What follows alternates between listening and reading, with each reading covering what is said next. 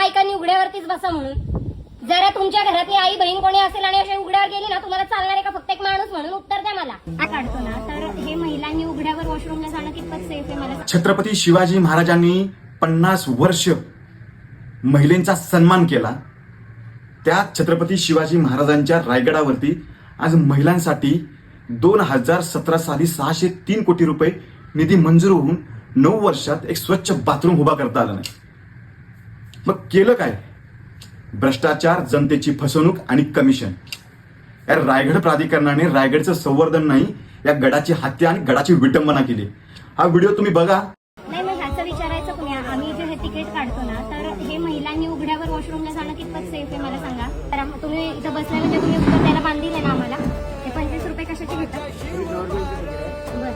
आणि महिलांसाठी ज्या सुविधा देण्याचं काम करायचं इथं नाही, what ever it may be, पण तुम्ही इथं काम करता याच्यावरती म्हणजे जे पण काय आहे, तर मग तुम्हाला माहित पाहिजे ना. आम्ही आता दुसऱ्या कोणाला विचारणार आहे? वॉशरूम तिथं बंद होतं काय?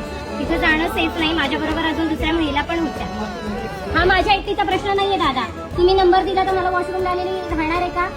हे असं तुम्ही सांगा, मॅडम नंबर देतो फोनवरती, तुम्ही वॉशरूम करा. हे काय बोललं झालं?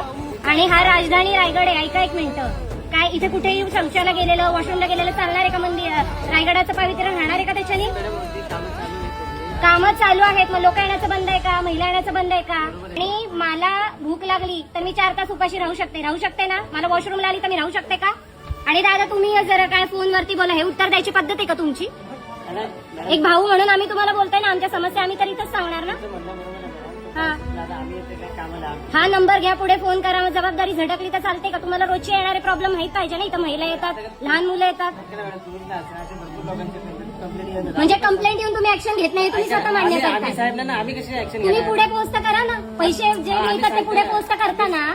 एक ते जाऊ दे, तुम्ही गव्हर्नमेंट सर्वंट म्हणून पण जाऊ दे. एक माणूस म्हणून, एक बहीण म्हणून माझा विचार करा ना तुम्ही. आणि आमचे 25 रुपये तुम्ही परत देणार आहे का गैरसोय झाल्याबद्दल? ते सांगा.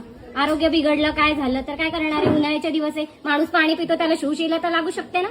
तो पैसे तर तुम्ही घेतात ना. लोकांना सर्व्हिस का नाही देत? गव्हर्नमेंटचं तिकीट आहे, आम्ही तरी काय करणार? गव्हर्नमेंटला सांगा ना. अहो, रायगड युनेस्कोच्या हेरिटेज यादीमध्ये गेलेला किल्ला आहे. त्या माझ्या घराच्या जवळची बाग नाहीये. हे जगात आपण दाखवतोय का? बेसिक तर गोष्टी द्या आम्हाला. काही जास्त मागतोय मग फ्री करा. तिकीटच घेऊ नका ना तुम्ही. जर सुविधा देत नाही तोपर्यंत फ्री करा. जोपर्यंत वॉशरूम बांधून होत नाही. का नाही चालत आहे तुम्हाला? जनतेचा पैसा जातोय कुठं? नाही तर लिहा बायकांनी उघड्यावरतीच बसा म्हणून. जरा तुमच्या घरातली आई बहीण कोणी असेल आणि अशी उघड्यावर गेली ना, तुम्हाला चालणार आहे का फक्त एक माणूस म्हणून उत्तर द्या मला. आणि आम्हाला तुमच्या नावाशी काही घेणं देणं नाही. And what ever it may be. आम्हाला रायगडाच्या मान सन्मानाची चिंता आहे. इथं उद्या काही गैरकृत्य झालं ना तर डॅमेज